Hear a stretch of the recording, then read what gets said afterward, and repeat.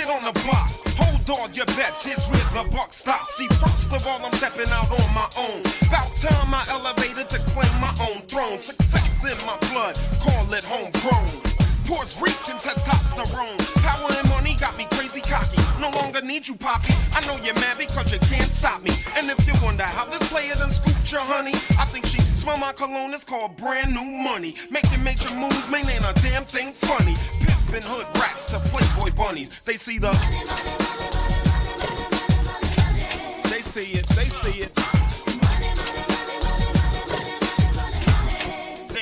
Say what? Money. I'm global dollar and roll with Bow 50. Like to go out smelling fresh and looking spiffy. Don't like clean money, I want my wrist to be filthy. Pops with that retirement fund, I can't touch till I'm 60. So what am I supposed to do? Roll and do. Steady patting them pockets, sell I'm stacking hole and two. Ching ching bling bling. Ferocious Promotions and Undisputed pound for pound entertainment proudly present a special conversation with international agent, broker, and consultant Rick Glaser. Guys, welcome. Happy Thursday to all of you. And I tell you what, it's a pleasure to introduce our very special guest for this evening, the incomparable, always insightful, and always candid, Mr. Rick Glaser. Rick, welcome to the show, sir. Joe, thanks for having me. A pleasure to be on again, and enjoyed your show the last time. Great questions and great feedback, and it was all good.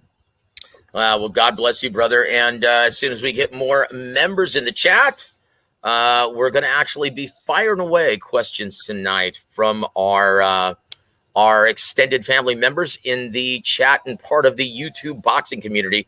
Already give a shout out to our brother Tarian Falk. Thank you so much for joining us in this special intimate conversation with Mr. Rick Glaser. First of all, how is everything going on a personal and professional level? Is there anything that you'd like to announce or promote or anything that you have in the works? No, just things are good. You know, just things are normal. You know, it was a busy Thursday. Took my brunch. Besides taking my bride to lunch, my wife to lunch, brunch. I'm sorry, and that was all good. It was a great day, and good man. No complaints. Well, tonight we're going to, and usually we reserve this segment for the always insightful Mr. Ronnie Shields, our very dear friend. But because it's you on the show, Rick, we're going to actually play fact or fiction. Now, once again, everyone who listens to the show, they're familiar with this segment. We've been doing it forever. And it's where I rattle off a prognostication or prediction. You tell me whether or not you think it's going to be fact or fiction. You explain why. Before we do that, I'd like to give a shout out to our brother Boxing Gems. Guys, if you haven't already subscribed to this channel, please go do that at this time. Fellas, what's up, Joe? What's up, Rick? What's up with you, my friend? Always great work on Boxing Gems. Are you ready, Rick? This is number one, fact or fiction, okay? I was born ready. Number one. Tyson Fury will stay true to his word and remain retired as an undefeated lineal heavyweight champion. Fact or fiction, sir? Fiction. He continues on. No reason for him to retire. There's a lot of money to be made, a lot of easy money. He's that good. There's a lot of easy money for him to be made. I mean, Joshua's an easy fight. He beats Usyk. Usyk's too small. And he's crafty, but he's smarter than the people who've been fighting, but he's not smarter than Tyson Fury in the ring as far as ring IQ goes. So Fury continues on, not even a question. You know, it's funny. His promoter, gentleman that you're very familiar with, he recently came out and stated, and obviously I'm speaking about the Hall of Famer Frank Warren. He came out and stated that Tyson Fury, you could plop him in any era, and he gives everyone a rough outing. He's an all-time great heavyweight champion. What do you think of Frank Warren's commentary? He's 100% correct. I've said it on Twitter. I've said it all along, even before the Dillian White fight. He's a great fighter. You see, there's a difference between being great and having a great resume. Okay, so he doesn't have a great resume. He's only got a couple title defenses at the and in his 2 reigns as champion. Never had one the first time. He's had a couple this time so far. But it's the style, it's the size, it's the speed, it's the ring IQ, it's the now the developed power now. And how he developed power was early on, he wasn't that confident in himself, and he fought. I'm not saying he was scared, but he fought scared. He wasn't stepping in. Now he's stepping in with bombs. Yep. I really love, and once again, a very dear friend of mine, Javen Sugar Hill Stewart. He's done a tremendous job. Instilling that kind of confidence and that kind of mindset in just a relatively short amount of Tyson Fury, making him a more complete fighter. I made a statement about Sugar Hill recently, and it wasn't meant to be bad. People took it the wrong way, and I basically said, if nobody thought he was a great trainer before, we know he is now.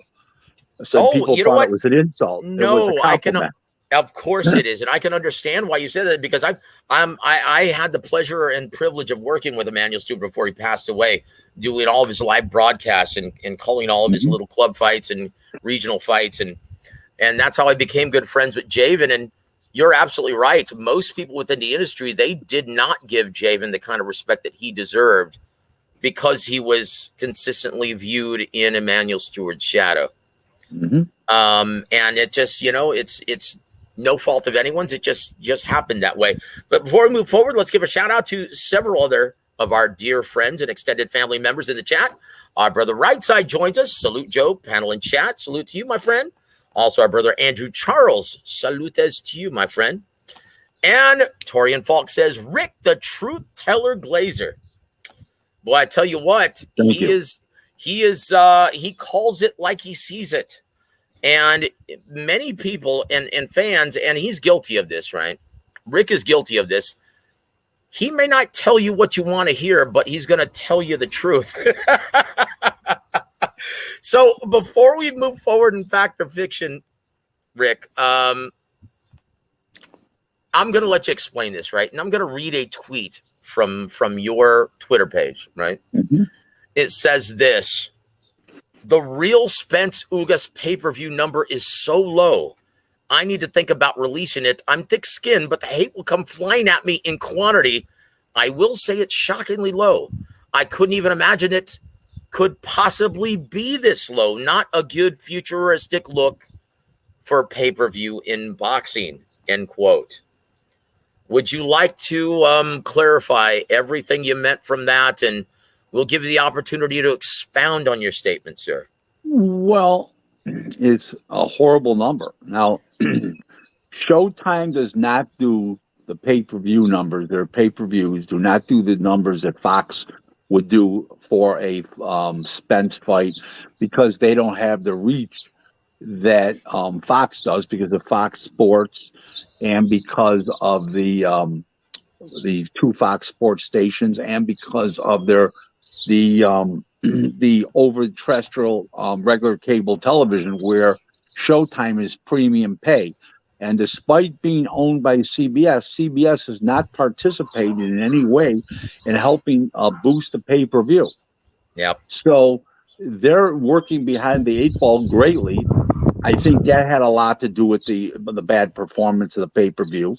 I think having it on a holiday weekend was bad, because people were either at somebody's home, or relatives were at their home, or they were out for dinner the night before. They come down, people come in from out of town, and they go out for dinner. And I think it was a bad idea to have it on a holiday weekend. I think that affected it. And there's a huge theft rate, a huge piracy rate. Yeah. On pay-per-view these days. I mean, how many people did I see on Twitter and Facebook said that they saw it, but they didn't buy it? They stole the transmission. They stole the feed. It's just happening. And I just look a few times and I see it. And it's a huge problem today. It's a huge problem today. And most diehard boxing fans know how to steal it. Rick, would you categorize the piracy issue as the single most biggest problem within the business of boxing. Yes, and I'll explain to you why. Because Tyson Fury and Wilder the first time still did 875,000 buys, which tells me that the general public will still buy pay-per-view for boxing. But it's the people that are the diehard boxing fans that are stealing it. Yep. So it would be the opposite, you'd think, but it doesn't work like that. That's right. That's right. At this time, we'd like to welcome our co-host, young journalist, former prize fighter, and boxing phenom, the incomparable Young Billy Boxing. Welcome to the program, sir. Well, hey, thank you for having me. What's up? How you doing, Rick? How you doing? How's everything? Good? Good. Yeah, I heard what you said about the numbers. So you said them fighting on a holiday played a role. And what does that mean? Everything. Being on Showtime, being Showtime pay-per-view instead of Fox pay-per-view, because Fox, they get Fox everything participating. Fox Sports 1, Fox Sports 2, the regular Fox, like the baseball games or the football games, they'll advertise. Where's Showtime going to advertise? CBS they're owned by CBS, but CBS does not participate at all. Yep. It's like they're not even owned by them. So they're basically on their own, and Showtime's, it's a hard sell. I think the holiday weekend played into it. And here's the other thing. Let's not work with 39,000. Let's say there's 35,000 people there. Okay? If the fight would have been in Vegas, there was 15,000 people more that would have bought it on pay-per-view if they weren't there. Good point.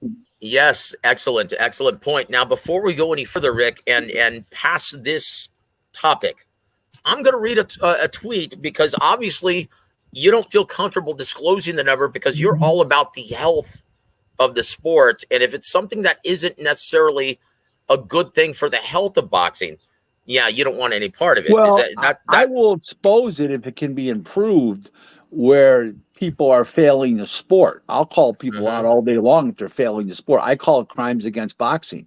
I'll do that all the time. But the problem I'm having with this is the number is so low, it's just scary. Wow. So here it is. I'm going to read your final tweet that you put out on April 22nd regarding this issue. You stated this, quote, "Stop believing PBC pay-per-view numbers.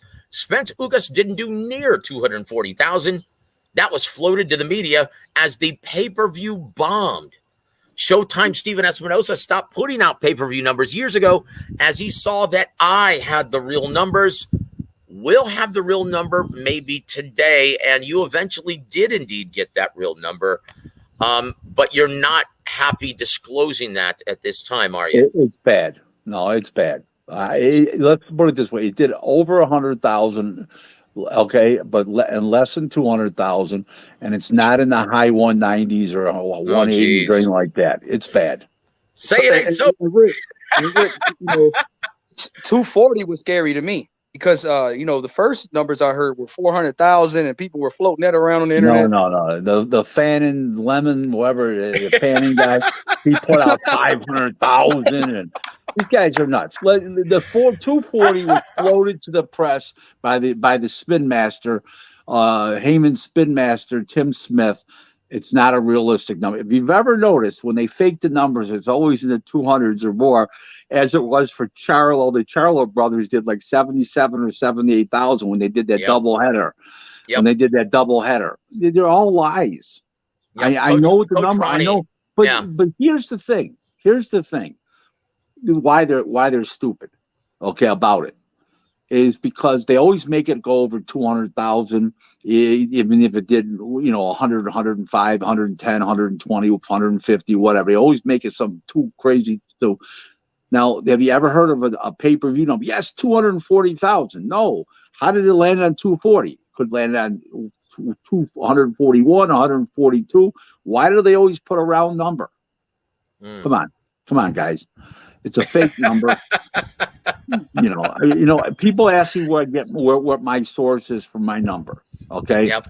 Okay. Well, I do polls, so I know beforehand what I'm normally about to do. But this was so bad it went way under the poll. It was scary. Yeah. Okay. But I think when it was first announced, nobody realized it was on Easter weekend too. Yeah. I also think that had something to do with it. Absolutely. Okay, here's the big thing.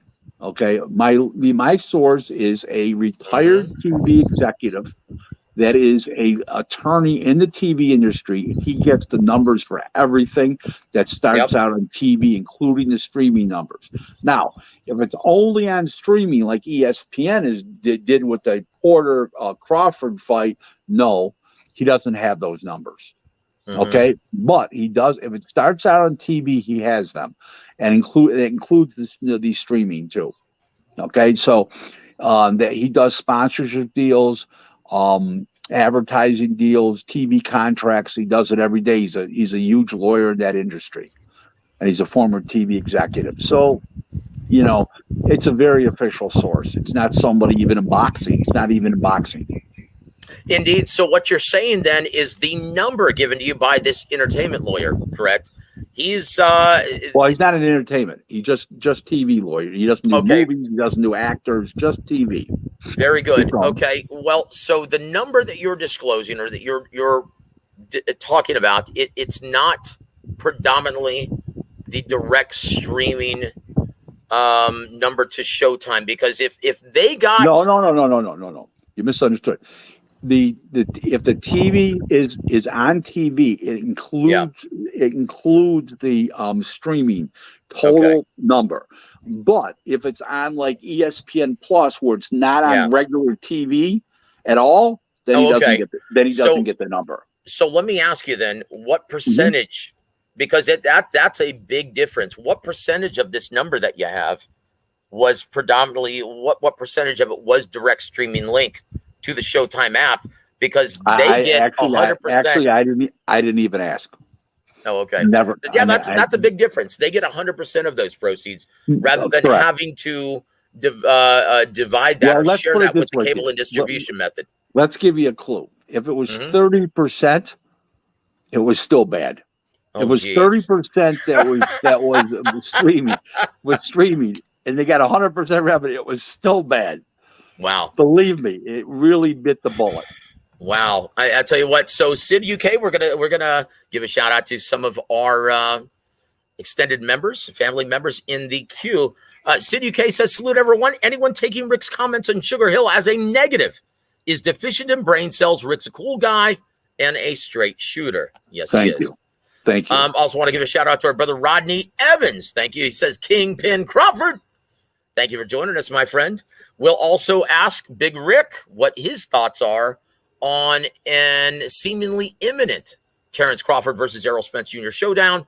Not happening next. If it happens at all, it will not happen next. Wow. And is it because, and so that leads us in, and once again, give a shout out to our brother Punch Samoet, Sweet Amber. Well, not tonight, my friend, but thank you for joining us, Punch. So here's a question from Boxing Gems. Then is Spence versus Crawford actually going to be made, or how are the chances looking that it will be made? Do these pay-per-view numbers affect that, Rick? Absolutely, because you're not going to be able to guarantee the fighters big money they're supposed to get for a mega fight, because they both have, Crawford did under 150,000 buys. I can't remember the number. I've got it written down. I think 148 was off the top of my head, but it was under 150. That's for sure. Okay. In the meantime, that was with Porter, and Porter's a name guy, and don't forget, but Top Rank was working with two disadvantages there.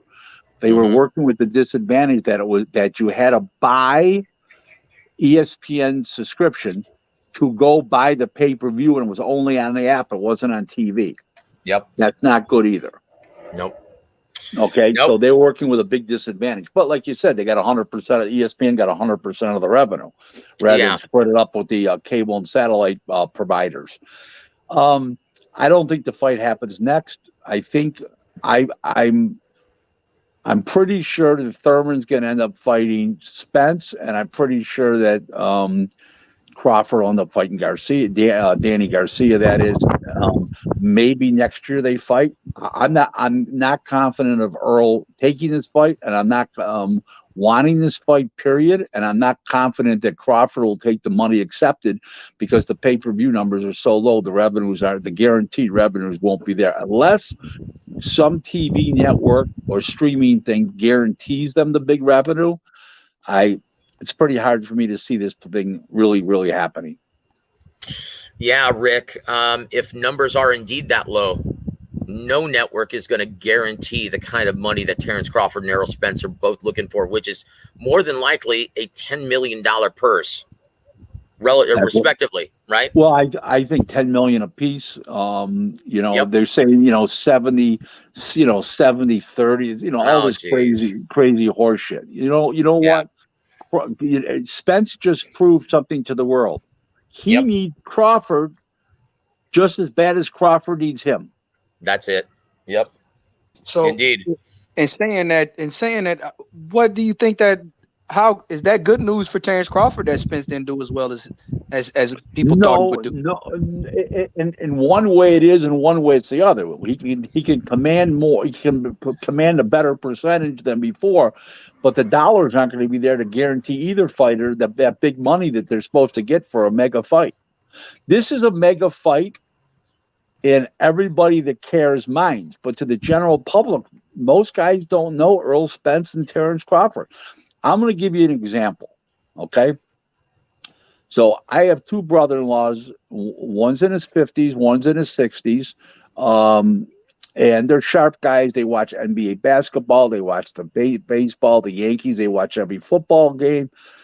If I ask them who Errol Spence is or Terrence Crawford, they said, yeah, they're fighters.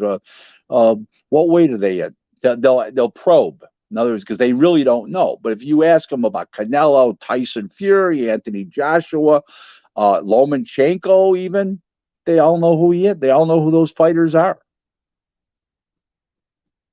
Yep, that's accurate. I mean, look, guys. Once again, it's a very, very different market when you're talking about the casual and mainstream compared to the diehard boxing community. It's like night and day. I mean, go out and talk to your neighbor about boxing. Bring up Terrence Crawford versus Errol Spence Jr. Let's see what they say. Nobody knows like either night guy. Day. That's it, guys. That's it. I mean, they're household names in our households, but not in mainstream America.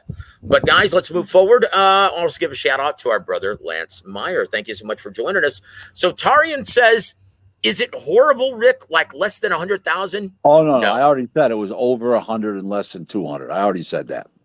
Very good. And that's all we're going to get, guys. Also give a shout out to our brother, John McSmith. Salute Joe and soul brother number 1, Rick Glaser. Thank you. Also give a shout out to our brother Jimbo. What's the real numbers? Well, he's not going to disclose that information, guys. Also want to give a shout out to our brother Jonathan Simon. Blessings, Joe, and Mr. Glaser in the chat. Let's see. Also our brother, Mr. Comic Relief, Antonio Luna. He says, Mr. Glaser, sir, why do you think Tyson Fury keeps saying he's retired from boxing? It's going to be a way to keep his name out in the press till he fights again. And also, he'll command more money from the promoters in his mind and stuff like that. And just to keep people guessing and stuff and playing with everybody's minds. Listen, when Jose Sulaiman, I put it on Twitter just a little while ago, earlier tonight. I said, when Jose Sulaiman declares the WBC title vacant, you know he's retired. And there it is. And there it is, guys. And also give a shout out to our brother CB3. Thank you so much for joining us, sir. Also, our brother Cosmic. Thank you so much for joining us. Also, our brother Pounds, Joe, Young Bill, Glazer. Salute to you, my friend. Also, my brother Peter Von Arx. Good evening, Joseph, Young Bill, and Rick Glazer. Yes, that's absolutely right. So Jimbo says, I heard 125,000. Is that true? Okay, he's not going to disclose the actual number, guys. Okay. Yeah. I'll give you him one more hint. It's more than 125, but he's not far off. Jeez. So Peter Von Arx says Bud versus Keith. Oh boy. I think so. Oh boy. I think so. I'm not saying it's going to happen. Keith Keith Thurman might fight Crawford, and then Danny Garcia is not going to rematch with Spence. So who does he fight? He's not going to fight Staniotis. We know that animal. No way he fights Staniotis. Whoa. Okay, now Jimbo says Hearn DAZN would be happy to pay Crawford and Spence $10 million base purse and some back end bonus, but would PBC be cool with that? Look, guys. No, that's not happening. That's a dream. Yep, indeed. No. Hey, that's out of Heyman's style. He would never do that. That'd be admitting he's weak. Yep. And so let's give a shout out to our brother. What about me? Thank you for joining us, sir. Joe, Young Bill, Rick, and Chat. Also to our brother Kitchenery. Salute to you, my friend. Let's go back now, Young Bill, before we move forward with the show, because we're doing a special segment of Fact or Fiction with our brother Rick Glaser. Is there anything that you'd like to fire at him before we move forward with Fact or Fiction, sir? So, Rick, Terrence Crawford's 135,000 reported between 135 and 190,000 pay-per-view buys for ESPN Plus doesn't look as bad now with the numbers that you're seeing about Spence. It's actually I heard it was 148 if I remember. I had to look. Yep. I believe it was 148, but remember, I didn't get it from my guy because my guy didn't get that because that was only streaming. And that was the app. Okay. It was only on the app, right? Okay. It was only on the app, yeah. So I don't know, but I heard it was 148. Somebody said it was 130. I don't know, but it was still not. It turned out to be a pretty good number, to be honest with you about it. And what do you expect for Tank versus Rolly Romero, Rick? Because Tank is kind of had a terrible showing against Esau Cruz from what I heard, and because it was on Sunday. Esau Cruz, that was a 52,000 buys against NFL football on a Sunday. That was, put it this way to you, okay? That's like trying to start your car with a start your car up with a match and lighter fluid. that was dumb from the get-go. I don't know who the brain surgeon was there, Leonard, Heyman, Floyd, or Steven Espinoza, but they were real brain surgeons with that one. Yeah, why would you pair that on a Sunday? And ultimately they did it because Jake Paul had a big event that was monetarily successful on a Sunday. But guys, that was not during football season, guys. Remember something? Yeah, it was an odd month. It was not football. But here's another thing about Jake Paul. Jake Paul's getting people that aren't sports fans. He's getting regular people that are internet followers. So he doesn't have to worry about NFL football like a Tank Davis would. I only know one thing, okay? The Kansas City Chiefs were playing that night, okay? And what's his name is the quarterback, Patrick Mahomes. And they tried to put they tried to put Tank Davis up against that. Now you tell them it was free NFL football on NBC and so remember what it's called. NBC, Game of the Week. NFL Sunday Night Game of the Week. Game of the Week. It's the big deal for NBC every week. It's their highest rated show every single of the 16 weeks. Yeah, what were they Monday thinking? Night Football. They were. Yep. They were thinking. It's comical. It's comical. I listen. As I told somebody once, I used to respect Leonard. I used to respect Leonard. But I can't respect him anymore. The lies to the public he tells, the decisions that he makes. I mean, these are comical things. I mean, who would go on a Sunday night against NFL? I wouldn't go up. Listen, if Bethune-Cookman was playing against Boise State in a college game for free TV on NBC, I wouldn't go up against them or Fox or anything. It's free. Yeah, what are you going to pay? $80 or free? Come on, it's not even a contest. That's right. And look, if you made a mistake, just say, hey, you know what? We made a miscalculation putting it on Sunday. There's nothing wrong with that. That's what I would have done. We let boxing fans down. We let our fighter down, Tank Davis, and we miscalculated. We made a mistake, and we thought this and we thought that. They didn't do anything. They just kept trying to lie, but they never put out the real number. The real number is 52,000. The thing bombed. Leonard said it did over 200,000. It's comical. What's this guy write? Lies? Yep, he's talking about Leonard Ellerby, sir. Oh, you saw Leonard. Sure, hope it's not me. So, thank you for joining us, brother Jonathan. I appreciate it, brother. Yeah, says Bill. Okay, sorry, Rick. My man A.O.B.S asked, are the Bill, can I ask you one question? How old are you? Yeah, under 30. Okay, when you hit 40, we'll have to start calling you Old Bill. But keep going. Okay. I mean, yeah, I'm gonna just call myself Bill then. Okay. Oh, I just turned 64. I just turned 64 April 17th. So I'm called Old Man on Twitter, the Old Geezer. You know. Oh, stop it! Look, happy birthday, Big Rick, and many pleasant and healthy returns, my friend. Why don't you call yourself young Rick? But my man A.O.B says 850,000 is accurate for Canelo on Showtime. Yeah, and he's referring to the most recent outing against Caleb Plant. Yes. No, yes. It did.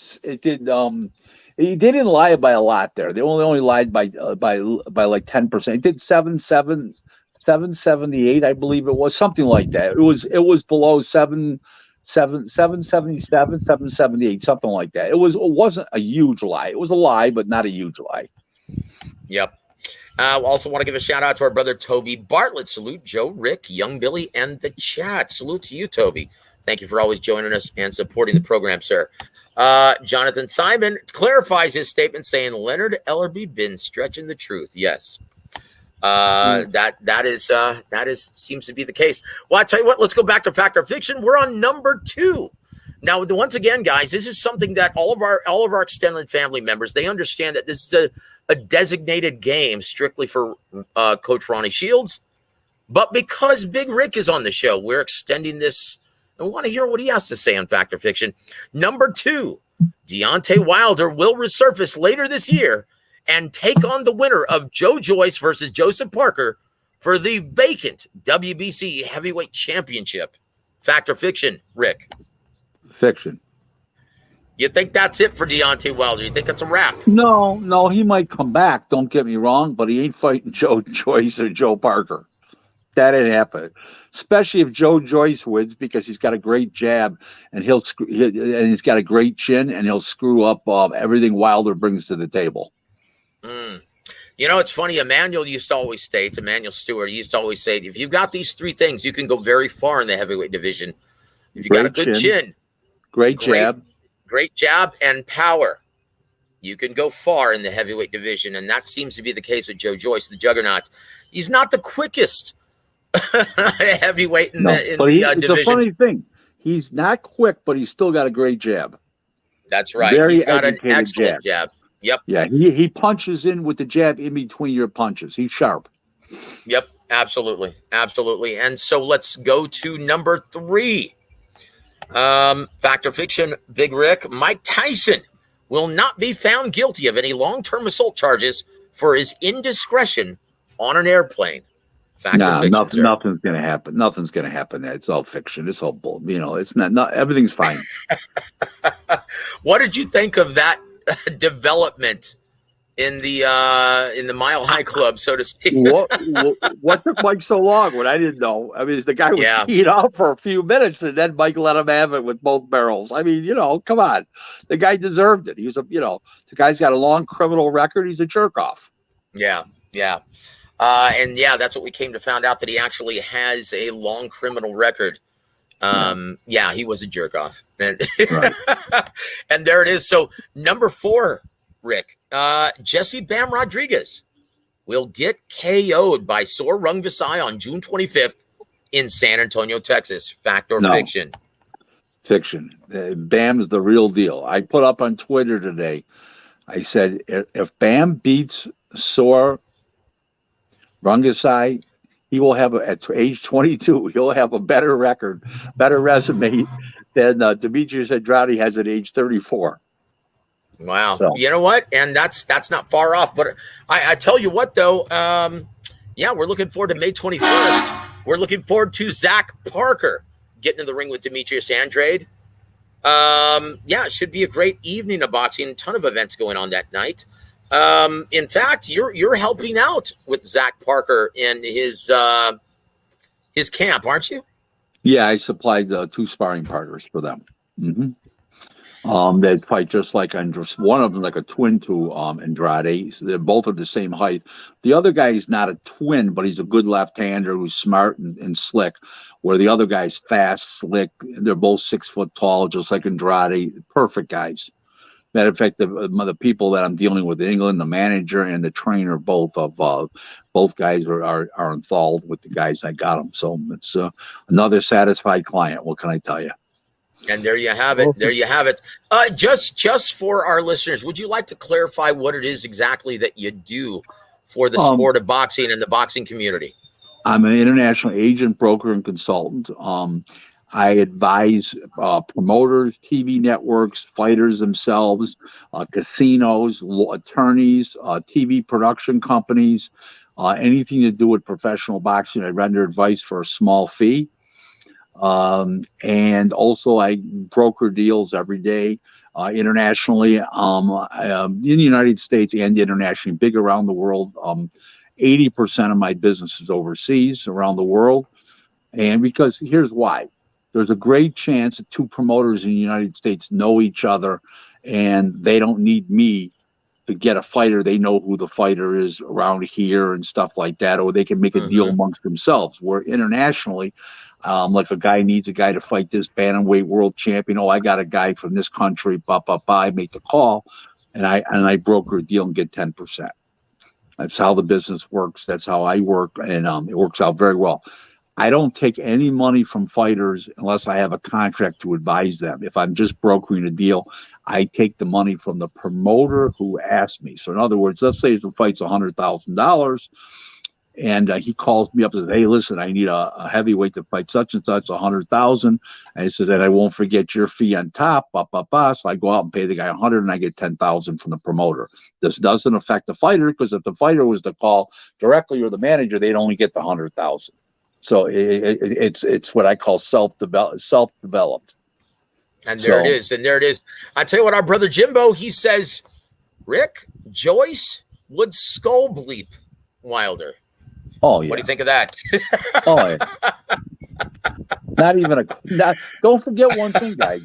I think Wilder's going to be shot because you can't get beat up in 2 straight fights like that, knocked out both times. The second time he was face planted. You don't come back. Very few people come back from face plant knockouts. Okay. One of them was Roberto Duran and one of them was Lennox Lewis. And those are all-time great fighters. Nobody's going to call Wilder an all-time great fighter. Nobody with any brains. And there it is. Let's go back to Fact or Fiction, guys. We're on number 5. Fact or Fiction, Rick, Oscar Valdez will test and hurt Shakur Stevenson this weekend, but will ultimately come up short in their unification contest. Fact or fiction? Well, it's a little bit of both. I believe it's more fiction. I'm not saying that Shakur won't be buzzed, but as an overall rule, I see the speed difference. And this is a very weird thing to say, but I'm going to explain myself the best I can to everybody. Certain fighters in boxing history came to make you look bad, and that's how they won fights. Those were Pernell Whitaker, Willie Pep. Very, very few guys were able to do that. Okay, Paul Spadafore did it, and Shakur Stevenson is going to do it Saturday night. That's how he wins. He makes the other fighter look bad, and in the process, he wins the fight. He doesn't come out to tear off your head and shit in your neck with that typical fighter bravado. He comes out there to box your ears off and pick you apart and look pretty at the end of the fight. And the other guy's beaten up. And there it is. And there it is. So number 6, Rick, Guillermo Rigondeaux will still fight on later this year despite losing his eyesight in a kitchen accident several months ago. I don't know enough about it. I don't know enough to comment about it. You're asking me about medical records and his advanced age and in his mid 40s now. I know he lies about his age, like Luis Ortiz does. I hope he doesn't fight anymore. That's my answer. Yeah, it's the reason why I'm bringing this up is, oh gosh, unfortunately, they're targeting a September or October return for him, claiming that, well, eyesight returned completely in one eye and is about 40 to 50% in the other. He shouldn't be fighting. Advanced age, his legs are shot. No. The game is over. Yep. The game is over. He should become a trainer. Yep. Question from our brother Antonio Luna says, Mr. Glaser, sir, what do you think Oscar De La Hoya will do at GBP and its promotion's current roster and their inactivity? In other words, there have been rumors that, well, Eddie Hearn's been interested in purchasing some of his roster because he has the bulk of the TV dates on DAZN. But didn't Golden Boy Promotions just sign a deal for developmental Thursdays with DAZN? Didn't they get their TV dates back? Yes, they did for Thursday nights and developmental. They're going to do more at Oscar. Here's why. Eddie's numbers are failing DAZN in America. The shows that originate here in America are failing DAZN in numbers. And Oscar's non-title fights of Victor Ortiz, Ryan Garcia, and Zorro Ramirez, and who's the other one? Jaime Munguia. Jaime Munguia. Those four guys are in non-world title fights are out trying Eddie's fights. They have 2 or 3 world title fights at them. So there's your answer right there. So they're not getting rid of Oscar so fast. And there it is. Oscar's got some real good attractions. Believe me, he does. He's got a lot of potential, and it's about time that DAZN give him those dates because they were doing really well before Canelo, put a fly in the ointment there. And that's when DAZN pretty much extracted the great majority of his dates.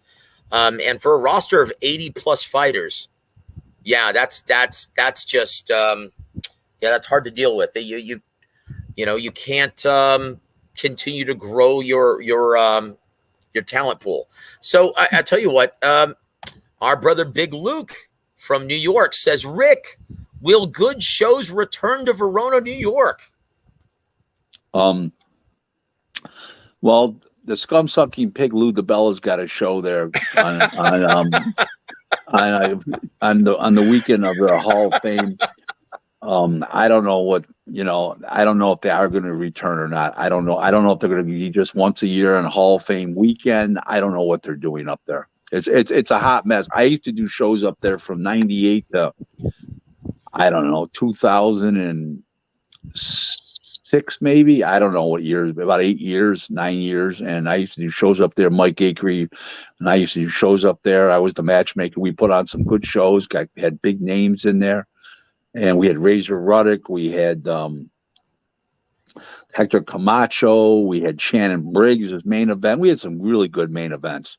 And we had a firefight between Carl Daniels and Robert Frazier. We had some real good fights.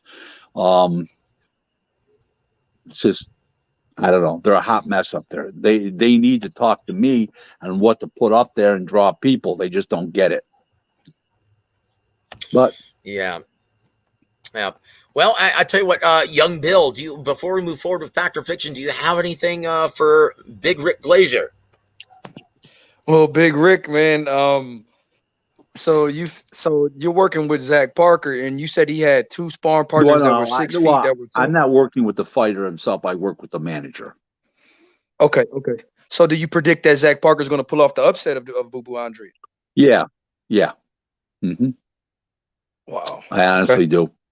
He's a big, strong guy. He's a big, strong, young, can punch. Listen, Vaughn Alexander got knocked out in 2 rounds. Vaughn Alexander was never off his feet. Literally got knocked out in 2 rounds. And Vaughn Alexander's a solid guy, a solid American. Yeah, Devin Alexander's brother, I believe. Correct. Yep, that's right. Yep. So I tell you what, Rick, would you like to expound any further on why you feel Zach Parker's going to win? Because this is going to result, and I'm letting you know, this is going to result in an article. During the AM, sir. I think that Andrade is he's an undefeated world champion, but he's a little on the back 9 too. His legs aren't what they were. His legs got tired in the Liam Williams fight. The second half of the fight, his legs were bad, and they were all over the place. They were spaghetti, and he was getting pushed back by Lima, who's just an overblown club fighter. And I don't think he's got the legs anymore to hold off a young, strong Zach Parker who can really punch, who's tall too, and is very strong and tenacious. I just don't. And he can switch hit. And he can switch hit too. I saw him. I saw him go orthodox and southpaw. And he's a tall, strong guy too. Like you said, he's tall. A very young, strong guy. Yeah. Yep. He's a natural 68 pounder. Absolutely. So I tell you what, look for that article in the AM on Boxing News 24, guys. I'll send you the link, Rick, tomorrow morning. So let's move ahead with Fact or Fiction number 7. Well, I think you already actually stated this one earlier in the show. Joe Joyce will get outpointed by former WBO champ Joseph Parker on July 2nd. In the O2 Arena. No. Joe Joyce will outpoint Joseph Parker. Very good. Yeah, we talked about that earlier on the show, so we're moving forward then to number 8. Fact or Fiction, Big Rick, Dillian Whyte will spend the rest of 2022 demanding a rematch with Tyson Fury, claiming he was cheated by everyone involved. Fact or Fiction, Rick? Oh, that's Dillian Whyte, of course. It goes without saying it. I mean, first of all, he didn't help promote the show. He jerked everybody off. Okay, he got knocked the fuck out, and now he's a bad react because there was a push. But he was already out when he got pushed. I mean, come on, he was already the punch already landed. It wasn't like he pushed him. He pushed him, and then the punch came in. He was already out. Come on, please. and there you have it. It's go ahead, sir. Go ahead, young Bill. I know you wanted to put that question just for Rick's reaction. You didn't expect Rick to say anything else but what he just said. Oh, of course, brother. I knew it was coming, man. Come on. This show is entertainment, okay? Come on. It's not just informative, it's entertaining. Hey, Rick, is it fair to say that in my opinion, I could see Joseph Parker getting stopped, even though he hasn't been stopped before, and he's pretty durable. I can see he's Joyce, durable, but the pressure. Yeah, and he's getting long in the tooth, and I can see it too. I can see that happening, but I figure Joyce is going to win a decision, and Parker will hold enough to lose a decision. Okay. Fair enough. So Peter Von Arts, this is so once again, this is just reaction to Big Rick's recent comments. He cheated. Jonathan Simon. Jonathan Simon further says Dillian Whyte had the Zab Judah legs versus Jiu. Yeah.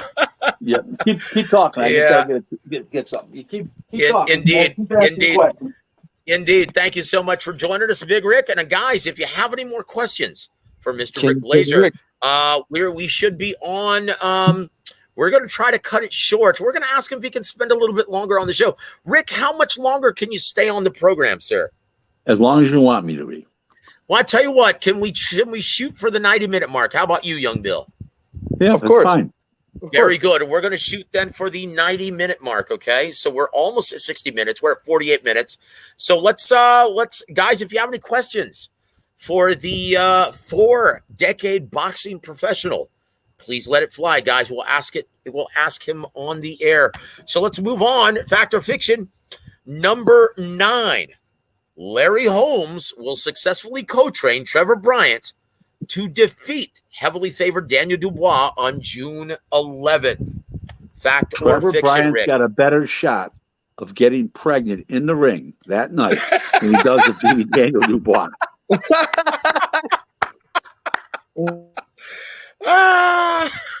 So the Easton Assassins assistance in this situation is not going to be of any relevance. Yeah, it will. He might last 10 seconds longer. Oh boy. So our brother Jimbo from across the pond asks, he says, Rick, is Eubank Jr. the next big global superstar? Absolutely not. I'm sorry, Jimbo. I know you wanted to hear yes, but look, in my opinion, and Rick, do you think Conor Benn has a better chance of crossing over? 100%. He's got the personality. He's good looking. He's fast. He's fun to watch. He's exciting. The other guy's a little boring. He uses his feet too much to move around. Ben, and he's already had a loss or two. He's not much. Conor Ben can be the real deal if his chin holds up. I don't know if his chin will hold up, but he can be the real deal. He'll draw people, that's for sure. He'll be a much bigger attraction than Chris Eubank. And there it is, brother. Torian Falk says, Rick, any Don King stories that you'd like to share? I was on the phone. With him the other night, and he said to me, "Slick Rick, how's your wife?" I said, "Wonderful." He said, "I knew you were going to say that, you bastard." I tell you what, Rick, Don, boy, I tell you what, he used to be the juggernaut in terms of promoting events, and he always, boy, did as much as he possibly could for the fans. But since his beloved Henrietta passed, it really hasn't been the same for him in this business, has it?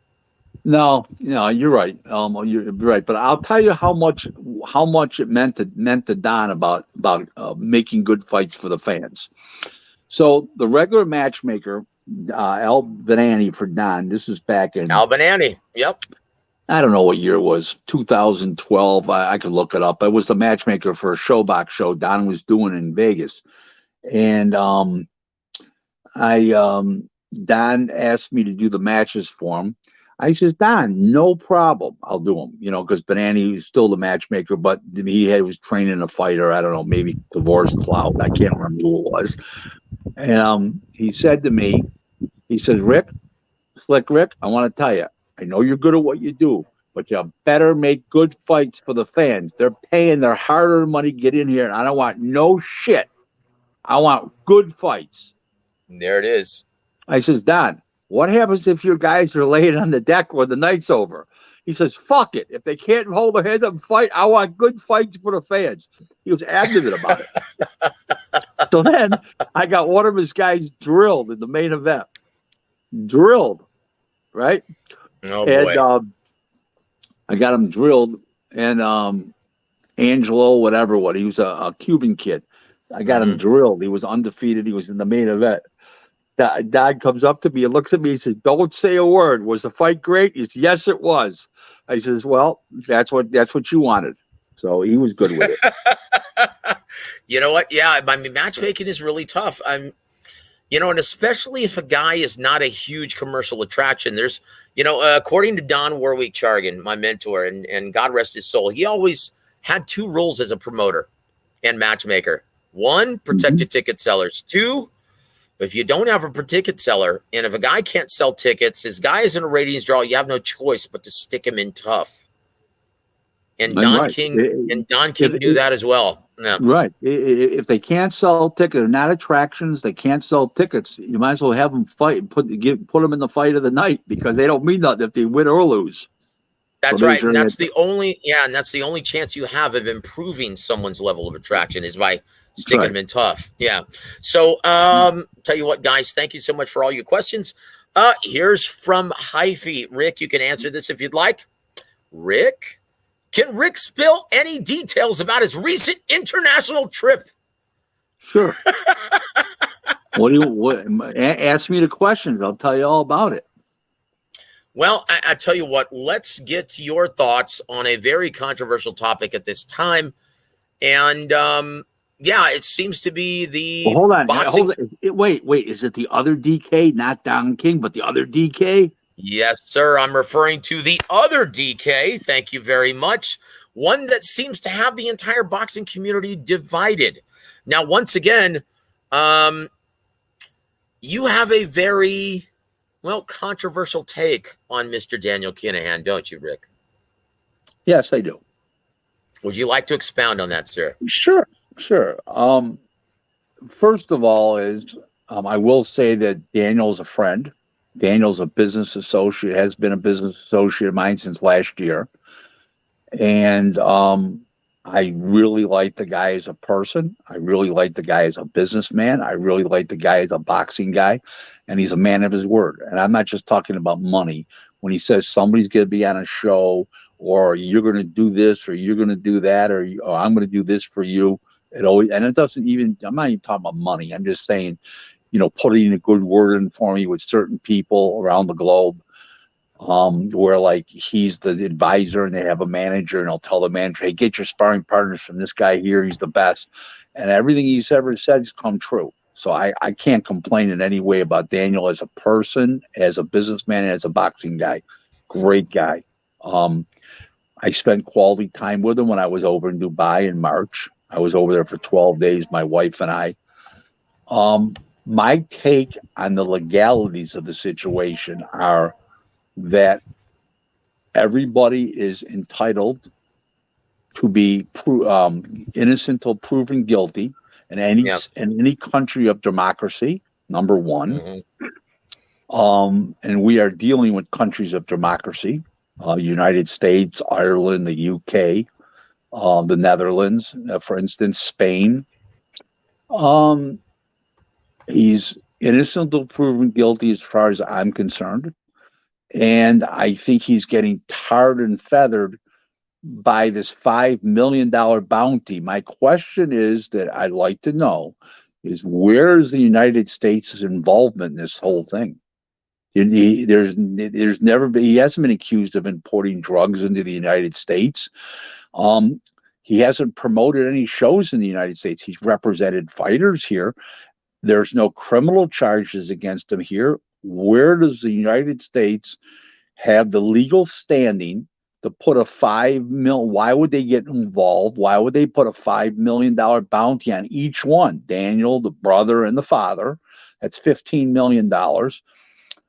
And it's a sad thing, but that's the way it is. And the whole thing is just completely crazy because, like I said, you are innocent till proven guilty. They've tarred and feathered him. They made smashing headlines with these $5 million rewards, these press conferences, but I'm still waiting for criminal charges. I don't see where the United States involvement is here. Can Dubai seize money? Can these countries sanction him? Yes. Can the United States sanction him? Okay, but $5 million bounty, where are the criminal charges that are in the United States to warrant $5 million a piece and these kind of charges and stuff? It makes no sense at all. Maybe there's a secret indictment, a hidden indictment. There could be, but he doesn't come to the United States anyways. So I don't know. I just don't know where the whole thing fits in. My wife and I were in his company over there. Both my wife and I together, and then myself, and met with him. He's a very classy guy, very humble.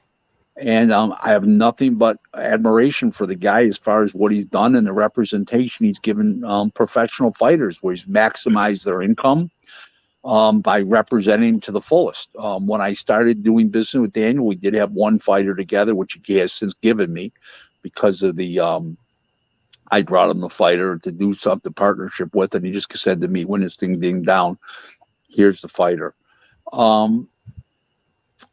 And I just don't understand where it comes into play. I just don't. I wish him the best. And I hope everything turns out well for him.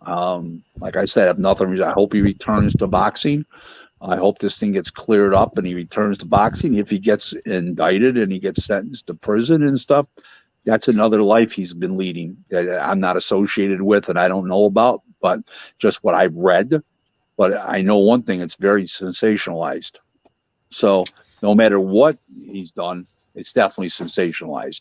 You know, they said at one press conference, if he's not the biggest drug dealer in the world, he's in the top 25. Well, guys, the biggest drug dealer in the world? I mean, come on, guys.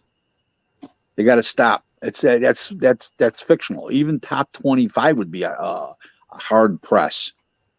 So I don't want to believe the things that they're writing. They may be true, but that was not the guy that I knew. And That was not my association with him. And he was always a gentleman every time I was on phone, Zoom, in person with him. He was, I have nothing but admiration for the guy. I've been doing this for 31 years. I've dealt with the biggest animals in the world and some of the nicest people. And I would rate Daniel up there as one of the nicest and classiest guys that I've one-on-one how he's treated me with respect and dignity. We appreciate your candor, Big Rick. And in your professional opinion, how does this potentially affect the boxing business if it does? Well, there's a lot of fighters looking for promoters. They're with MTK. There's a lot of fighters looking for advisors. It's going to be when you lose that many fighters under one umbrella and they're spread out amongst the boxing, there's going to be a lot of fighters get grasping for work. Now, some of the fighters were promoted by other companies, Frank Warren, Eddie Hearn, Probellum, Golden Boy, Top Rank. Don't get me wrong, but it's not good for the boxing industry. It's a real, it's bad. So that I will say, it's not good. Indeed. We want to appreciate your candor, Big Rick. Tell you what, on a lighter note, our brother Toby Bartlett says, don't know if Trevor Bryant is going to get pregnant, but he's going to get screwed for sure. No, I said what I did say was he's got a better shot of getting pregnant than beating Daniel Dubois.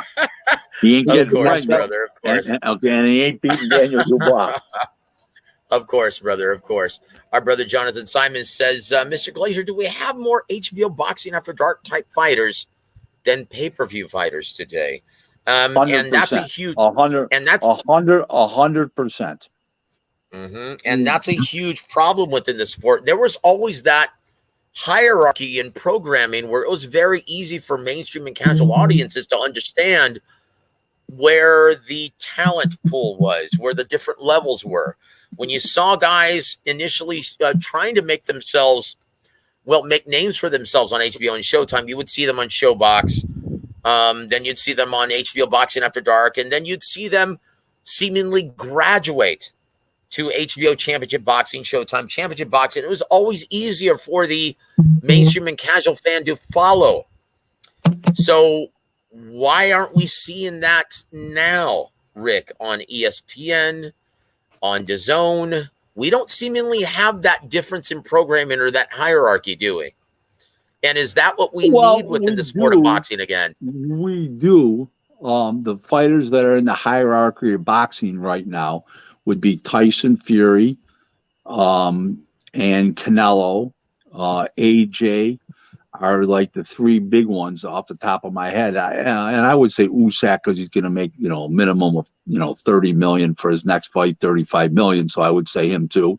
Really? You think he's going to make that much? The rematch? Yeah. For sure. Not even a question. Oh, if it, and is that contingent upon location? Like if it happens in the middle, I can easily see that. It'll do 90,000 people if it's in England. If it's in what do you call it? It'll do in Saudi Arabia. It'll do very well there. It'll do well no matter where it is.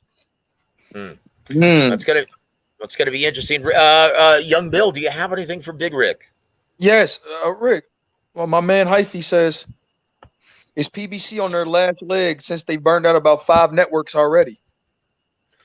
Ooh. You want me to count the networks they've burned out? Yeah. Oh boy. Can you count them? They burned out NBC and NBC Sports Net, which is basically one, and Sportsnet's not even a business anymore. But they burned out one. They burned out Spike TV 2. They did burn out ESPN, but Aram took it over. They threw Eamon out. He burned out CBS. He burned out Bounce, Spike TV. Don't forget about Outdoor Life Network.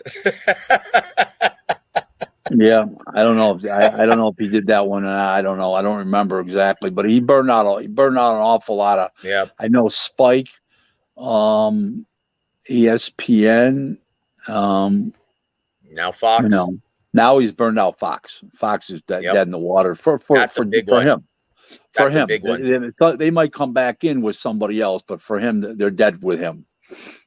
For him. Geez, after the bad taste that's left in the Fox executive mouths, do you really see boxing making a resurgence on Fox eventually? Well, they're going to see Oscars fighters are popular, and he doesn't have to give them $5-10 million a show, and they can get a nice show for $3 million. They can get a sensational show.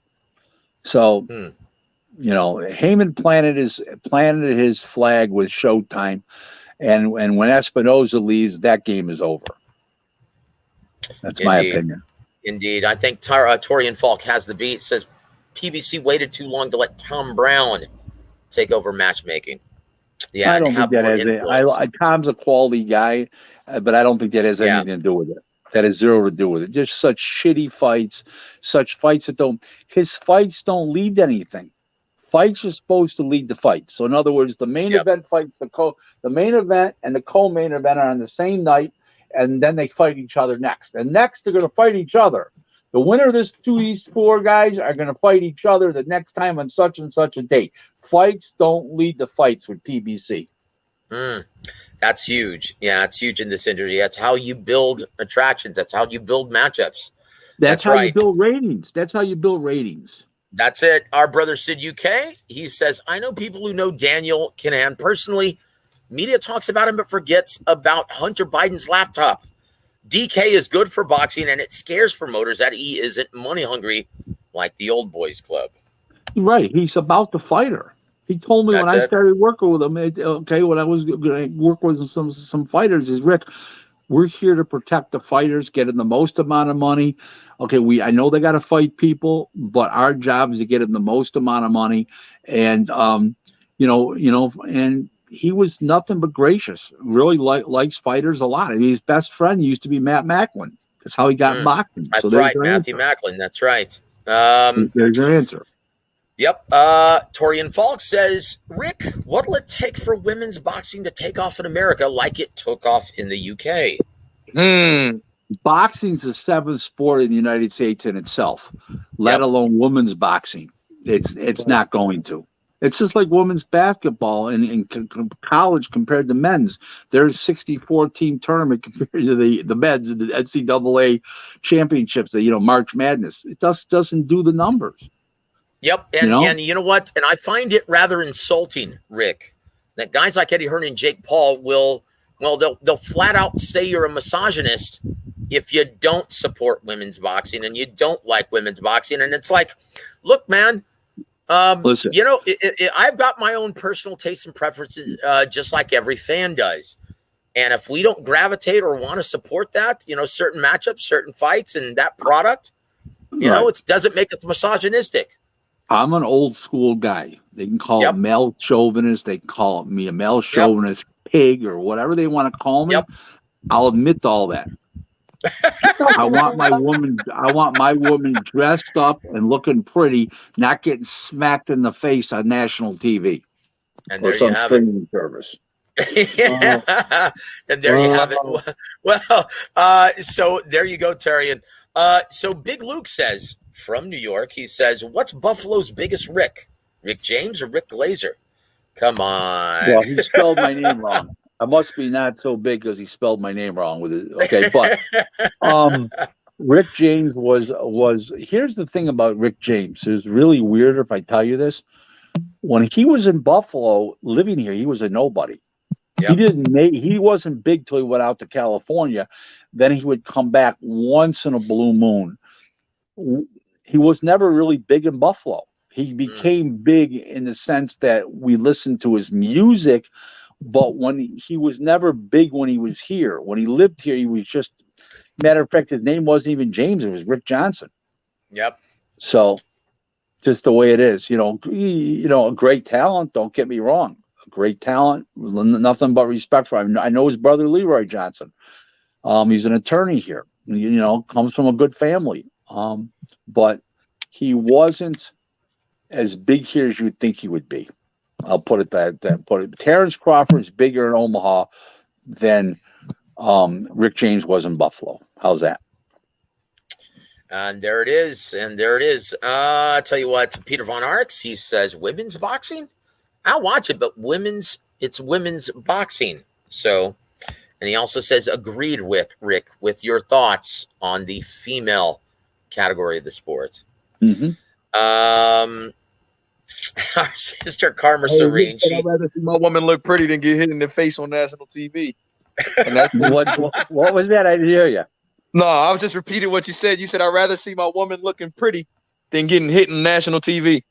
Get hit in the head, your face on national TV. Yeah, I mean, come on.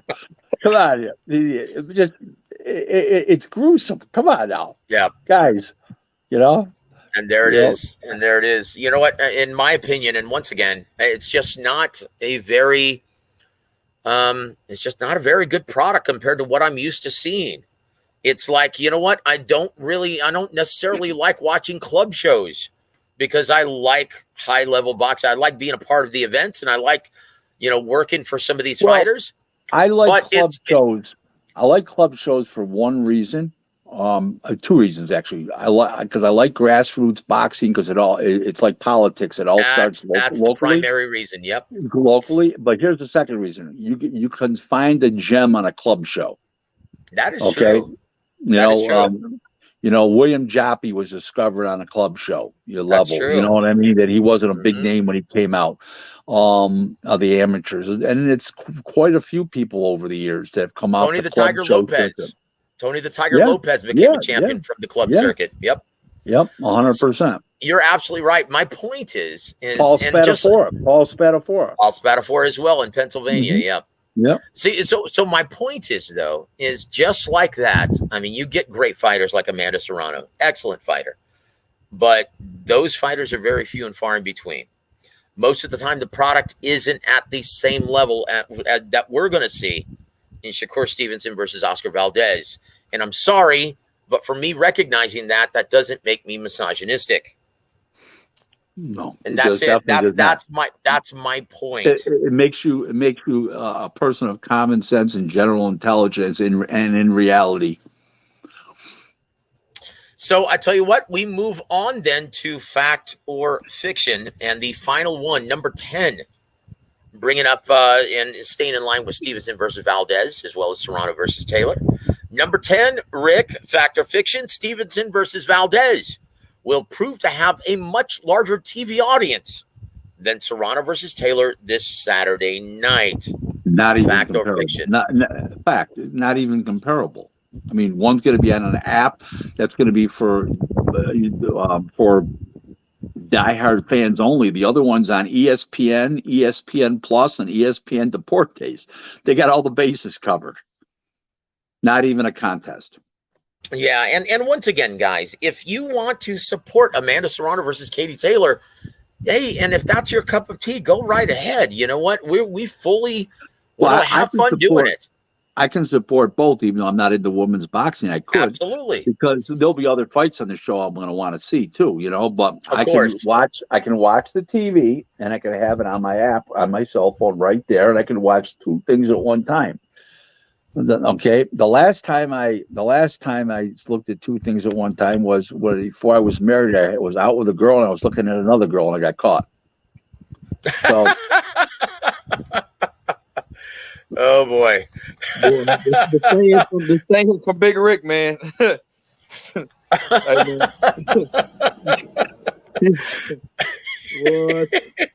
Tell you what, young Bill, do you have anything for Big Rick, sir?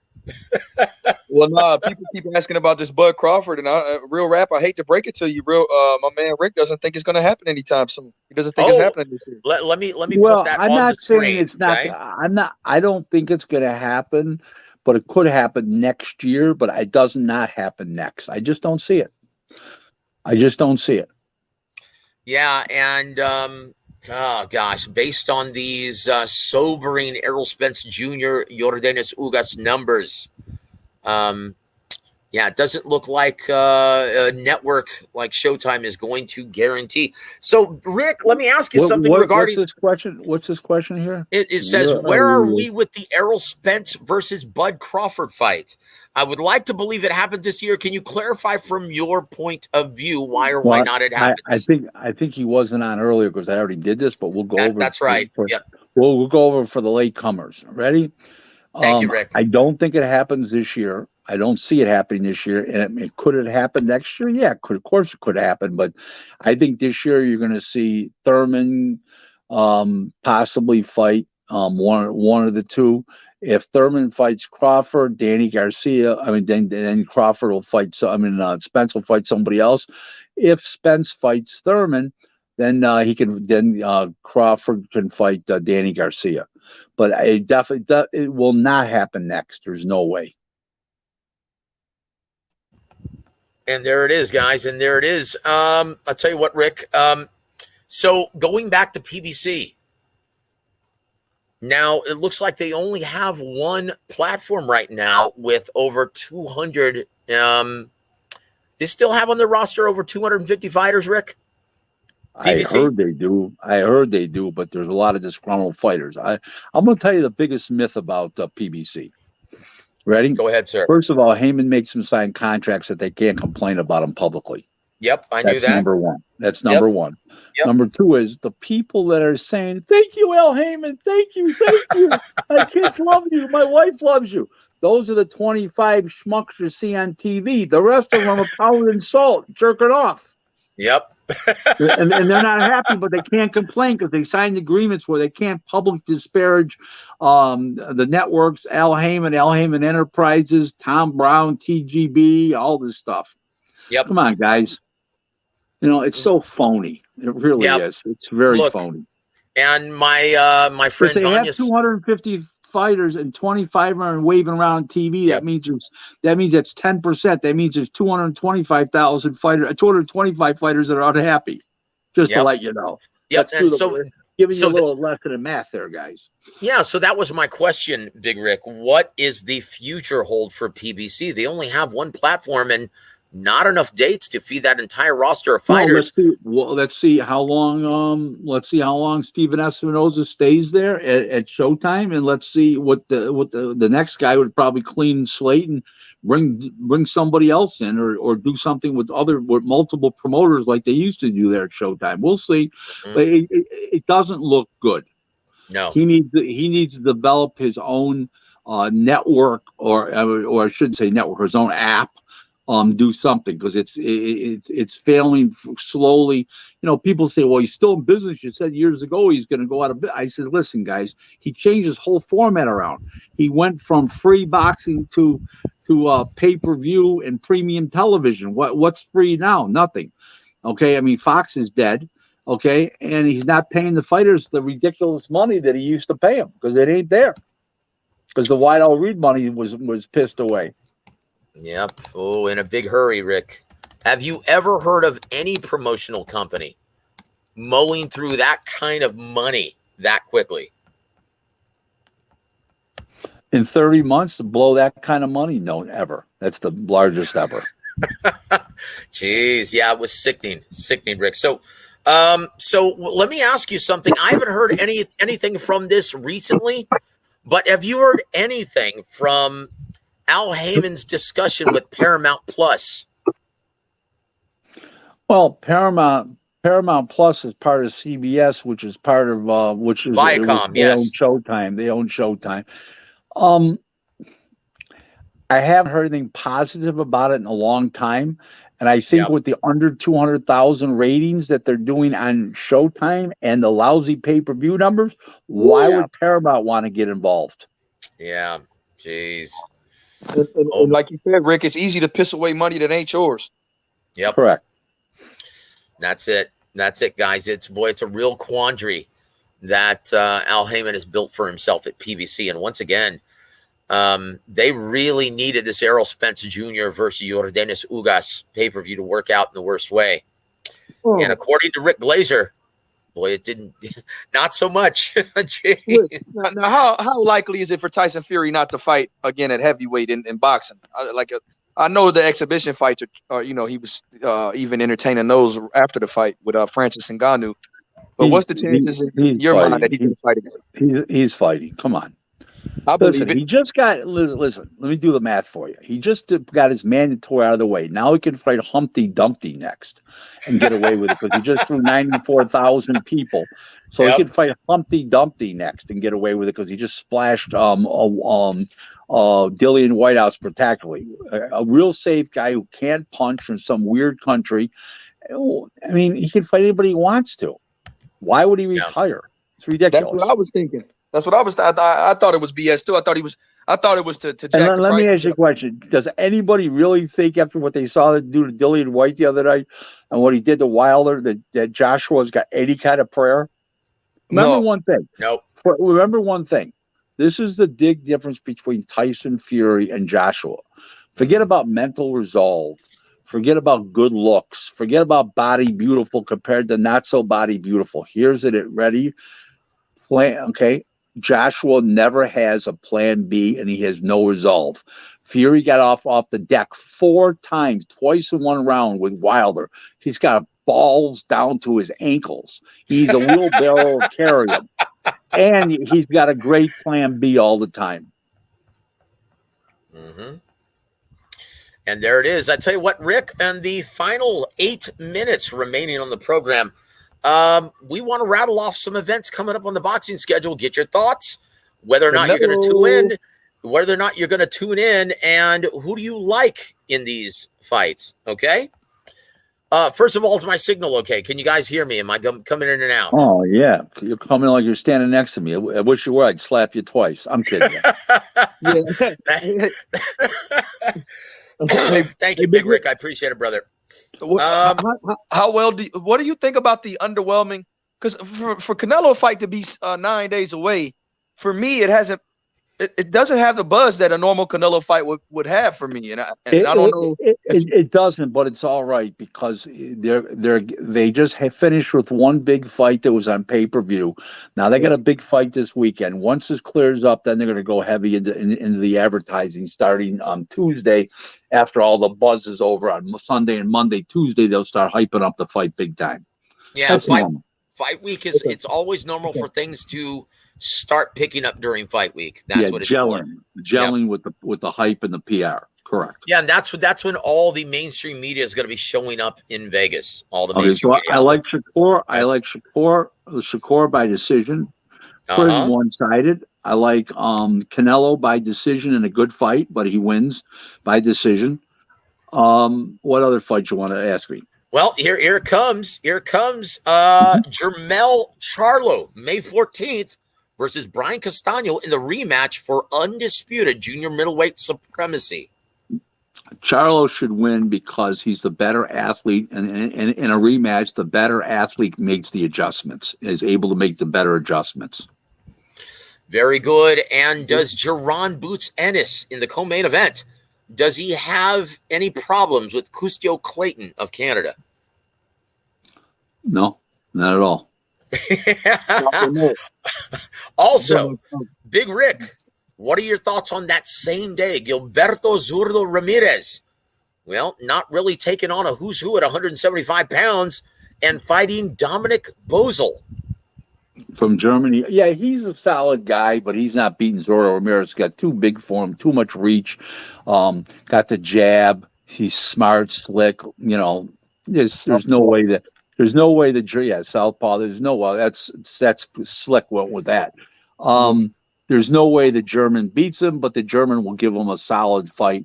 And it's the German is the next step up right now for Zurdo Ramirez without fighting the biggest names. So it's a good. It's. I'm not saying it's a good fight, but it's the best available for Zurdo right now. So Rick, big problem in boxing. I'm sorry, young Bill. Just 1 second. Big problem in boxing. How do we get out of this exclusivity deal with networks, between networks and promoters? How do we get out of this? How do we get around this? Listen, nobody's hiring me because I'm not a college educated guy, even though I understand the concept of corporate America and all the inner workings of corporate America. I'm a real old school boxing guy. But unless they hire a real old school boxing type guy, which they're not going to, you're still going to continue with these things. The reason why they do it is because it's the weak. It's the mentally weak, and it's the easy way out for the networks to get guaranteed programming, and you don't have to think hard about it.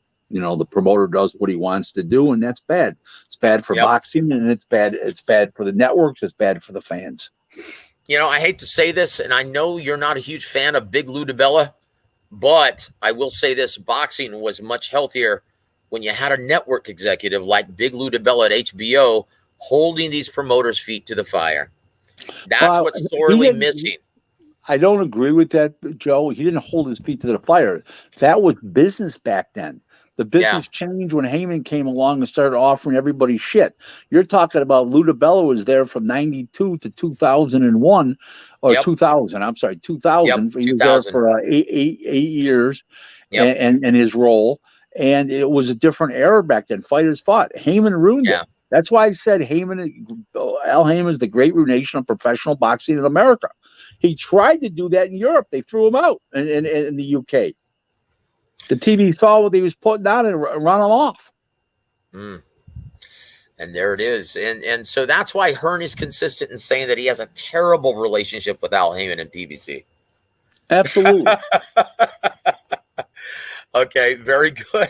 So let's move on to the boxing schedule. But while we still have you on the air, Coach, or Rick. Yeah, my apologies. May 21st on ESPN and ESPN Plus, Janibek Alim Anala versus Danny Dignam for the vacant WBO interim middleweight title. Dignam is a strong, tough guy, and he'll give 1,000% of himself, but he's not in the league with Janibek. Just not in that league. And there it is. And in the co-main event, you've got Jamil Herring making his comeback, coming off of that devastating loss to Shakur Stevenson against the very game Jermaine Ortiz in your 10-round co-main event. Jamel, unless he gets old overnight, which he does, he doesn't live bad, and he trains hard, and he doesn't let his weight balloon up. So I would say that he should win, but it's not an easy fight. The other guy's a young, strong buck. Yep, indeed, guys. It should be two quality fights on ESPN that evening. On that same night from Phoenix, Arizona on Showtime, in your main event of the evening, David Benavidez versus David Lemieux in your 12-round main event for the vacant WBC interim super middleweight championship. Who wins, Rick? Gross mismatch. David Lemieux is so long in the tooth, okay? I mean, he should be long retired. He's terrible at this point. He's shot. Completely can't walk, talk, chew gum. He's undersized for a 68-pounder. The other guy will weigh 190-some pounds a night of the fight, 92, 93. And the other guy will weigh 172, and it's a blowout. It's a complete mismatch. Yep, and look, May 28th is the consecutive week. The following week, the subsequent week is another gross mismatch between Gervonta Davis and Rolando Romero. So we're going to jump to June 4th. No, you know what? That's not – no. I believe Tank wins, but I don't think it's a gross mismatch. I think that Tank does win, but Rolly will show well for a little while. Okay. I think he'll get ground down and get beaten up along the way, but it isn't because he's still a fresh, young, big, strong guy and can crack a little and can fight a little bit. Lemieux, so far yesterday's news, I mean, the newspaper should have been thrown out 2.5, 3 years ago. Real quick before I hang up, if anybody wants to follow me, I'm on Twitter at Real Rick Glaser 1. Okay, it's the numeral 1. It's at Real Rick Glaser 1. There's a bunch of fake Rick Glaser accounts out there, but I've got like 4,300, around 4,300 followers, and so that you get the right one. And like to be on your show again in the future. Hope you can have me on like once a month. And Bill, you asked some good questions. Joe, you asked some good questions, and I hope your fans appreciate what you guys do on your show for everybody. And looking forward to be on it again, and hopefully you'll invite me on next month. Hey, Big Rick, before you leave, one last fight to predict, man, because Nonito Donaire I'm kind of biased. He's my guy. Well, I think that he's a little on the back nine compared to the other guy. The fights are going to be in Japan. He should win the Inouye, but I wouldn't be surprised he gets clocked with a left hook, and then and that game's over. Donaire can do that. He's got that ability. Yep, indeed. And on June 4th, Rick, listen to this: Stephen Fulton versus Daniel Roman. That's a good fight. Fulton is a little too quick, and the other guy's a little long in the tooth. I think Fulton will beat him, but it's going to be a great fight. That's a fight I'm going to watch. Last but definitely not least, Rick, on June 18th, Arthur Beterbiev versus Joe Smith Jr. in your unification match at 175.